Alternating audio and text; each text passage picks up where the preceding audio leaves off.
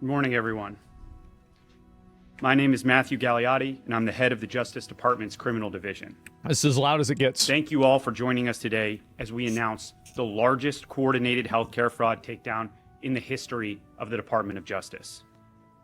Today marks a decisive moment in our fight to protect American taxpayers from fraudsters and to defend the integrity of America's healthcare system. See, this is what I've been waiting on for a while. We are announcing today charges against 324 defendants for their alleged participation in healthcare fraud schemes involving approximately $14.6 billion in false claims submitted to Medicare, Medicaid, and other healthcare programs. Holy shit. In a takedown this large, I can't possibly describe all of the work that went into dismantling each scheme. But there are 4 key points that bear emphasizing. Okay, let's get it. First, let me be clear about what these healthcare fraud schemes mean for every hardworking American family. Well, it's more money you got to pay on your insurance. It's more tax money. It's more everything. Yeah. These criminals didn't just steal someone else's money. Stole everybody's they stole money from you. Yeah. Every fraudulent claim, every fake billing, every kickback scheme represents money taken directly from the pockets of American taxpayers who fund these essential programs through their hard work and sacrifice. That's right. And when criminals defraud these programs, they're not just committing theft. They're driving up our national deficit and threatening $37 trillion, by the way. The long-term viability of healthcare for seniors, disabled Americans, and our most vulnerable citizens. This enforcement action involves the seizure of cash, as well as luxury vehicles and properties, returning real money to American taxpayers and to our government healthcare programs. Second, we are seeing a disturbing trend of transnational criminal organizations engaging in increasingly sophisticated and complex criminal schemes that defraud the American healthcare system. We have to figure out a way to create a disincentive for these people that is extreme enough to where they will be afraid to do this. Because I feel like the problem is that a lot of people with like a lot of these white collar crimes, they don't really get any, like nothing really ever happens to them, right? And so because nothing ever really happens to them, they just keep doing it. No one's scared to do fraud. Well, I'm not saying necessarily death penalty, right? I mean, I'm not saying not. I'm just saying you got to do something. As part of this takedown, we've identified and charged defendants operating from Russia, Eastern Europe, Pakistan, and other foreign countries. Yep. These individuals have infiltrated our healthcare system to steal American taxpayer dollars. Yep. As just one example, call centers. We dismantled a scheme involving a sophisticated operation run from Russia and Eastern Europe that strategically bought dozens of medical supply companies in the United States and submitted more than $10 billion in fraudulent healthcare claims to Medicare. To make matters worse, these perpetrators used the stolen identities of more than 1 million Americans. This is one of the really big components that a lot of people don't understand as a second order effect of a lot of crime and especially illegal immigration, is that identity fraud and identity theft is one of the prime drivers for a lot of identity fraud and identity theft is illegal migration and these types of systems. Spanning all 50 states to perpetrate this scheme and submit these false claims. That's it. Supply and I'm demand, pleased to report that federal agents intercepted and arrested key members of that organization at U.S. airports and the U.S.-Mexico border, cutting off their intended escape routes. The days of transnational criminal organizations using the American healthcare programs as their personal piggy bank are over. Thank God. Third, this takedown resulted in criminal charges against 74 defendants, including medical professionals who fueled America's deadly opioid crisis. In my opinion, if you are coordinating with foreign interests and foreign people in order to defraud your government, I think that's treason. I do. I think that's treason. And why don't we do that? Why don't we do that? Why not? Why can't we have a little bit of fun? Why are we not able to have fun anymore? I'm just saying. For personal profit. These are not isolated instances of poor judgment. These are calculated schemes designed to exploit Americans struggling with addiction while enriching the very people who were duty-bound to help them heal. Of course. We charged pill mill operators who prescribed unnecessary opioids.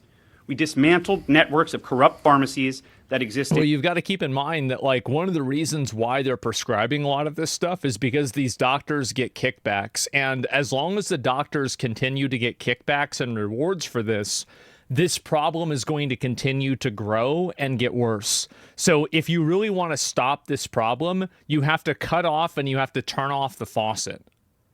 You have to look at, why does the system that we have create these outcomes? Because it's great that we're going to get these guys and hopefully they go to jail and hopefully they get punished. But that's not really like that is a victory for today, right? It's winning the battle. I'd much rather win the war is what I'm really trying to say. The problem is the policy that creates an apparatus for this to continue happening. Because it's not like this is going to stop happening tomorrow. Even if there's a high punishment for it, people will still do it. It's solely to distribute drugs to addicts and dealers. Do I get my tax dollars back? No. Feeding the addiction crisis that has devastated so many American communities. Mm-hmm. This is not healthcare. It is a staggering breach of trust. Yep. And under my leadership, the criminal division will prosecute these criminals as aggressively as we would any drug dealer. Because that's exactly what they are. Treason. Do treason. Fourth, many of the defendants charged as part of this takedown specifically targeted our most vulnerable citizens. This is a very common thing, and people might not be aware of this. I learned about it from, I think, a Mark Rober video, is that a lot of scam callers, they know old people are retarded. And because of that, the first question they ask is, are you over 65 years old? And if they answer yes, then they continue the call. And if they answer no, they just hang up because they assume if somebody's like 59, well, they might know how computers work and this just isn't going to go anywhere. That's it. It's sad as fuck. Exactly. And again, guys, we're getting back to basics with this. If you watch a lion chase down a pack of gazelles, do you want to know the gazelles that get left behind? The ones that are over 65 years old comparatively. That's right. And the ones that are disabled. That's the reason. This is straight fucking nature. Elderly Americans in nursing homes, individuals with disabilities, those battling serious illnesses, and more. That's what I said. For example, our prosecutors charged 7 defendants, including 5 medical professionals, in connection with approximately $1 billion in fraudulent claims to Medicare and other healthcare benefit programs for performing medically unnecessary skin grafts on dying patients as they were seeking to spend their final days with dignity and peace. Post the names, get them out there, publicize the trials. I mean, for thousands of years, we have had public executions. I'm not saying that we should bring them back, but I'm saying publicizing people getting punished is a really great advertisement for not doing things wrong. You make crucifixions great again? Listen, I gave you my idea, okay? I think they should bring back crucifixions. And by the way, I'm completely not kidding. I think they should. Now, I don't think it's going to happen, but I think it should.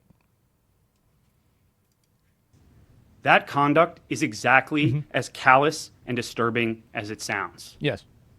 Patients and their families trusted these providers with their lives. Instead of receiving care, they became victims of elaborate criminal schemes. Today's takedown marks a historic day. In addition to the tireless work of our Fraud Section's Healthcare Fraud Unit, this extraordinary effort would not have been possible without the law enforcement agencies with me here today. Health and Human Services, Centers for Medicare and Medicaid Services, the Federal Bureau of Investigation, and the Drug Enforcement Administration. And of course, countless partners across the federal, state, and local law enforcement community and dozens of United States attorneys' offices. Yep. Thank you to all who made today possible. Now, despite these historic achievements, we aren't resting on our laurels. We're making advancements to stay ahead of their criminals and their illicit schemes. That is why today See, this is the thing, is that a lot of the people that do this stuff, like, you're probably never really going to cut the head off, because, like, the people that are really, really good at it will usually be able to get away. But the middlemen and the people that are, like, the real executors for this stuff, like the people that are actually performing the actions, those are the ones that you can keep getting over and over because they don't have the same level of, like, innovation and technological savvy in order to cover their tracks. I'm also announcing that we are working with our partners at FBI, HHS OIG, and other federal agencies to create a healthcare data fusion center to revolutionize how we detect, investigate, and prosecute healthcare fraud. These efforts will be led by the Criminal Division, specifically the Fraud Section's Healthcare Fraud Unit, and comprised of data specialists from the unit's data analytics team. The Fusion Center will break down information silos using coordinated data analysis to enable our investigative teams to quickly identify and dismantle emerging fraud schemes. Yeah, these guys are, like, the thing is, if you invest the energy and the time into this, you can solve this problem. The reason why this problem doesn't get solved is because, honestly, the main reason is just simply because the government doesn't really have the time or the energy or the funding to do it. They can, of course, solve this problem if they want. Preventing money from going out the door. Today's enforcement action represents the largest healthcare fraud takedown in American history. But it's not the end. It's the beginning of a new era of aggressive prosecution and data-driven prevention. Feels good. Feels really fucking good. And so now they have the time. Well, now they're probably getting different funding, and they're having their goals reallocated. I'm not sure exactly the reason why. It's hard really to say, but I think this is a great thing. I'm very happy about it, and I think everybody should be. I think it's great. And so hopefully it continues, right? I mean, I guess we're going to have to wait and find out, but right now I'm very happy about it, 100%, man. And but no arrests? No, they did make arrests. It says massive arrest. No, people did get arrested for this. It already happened.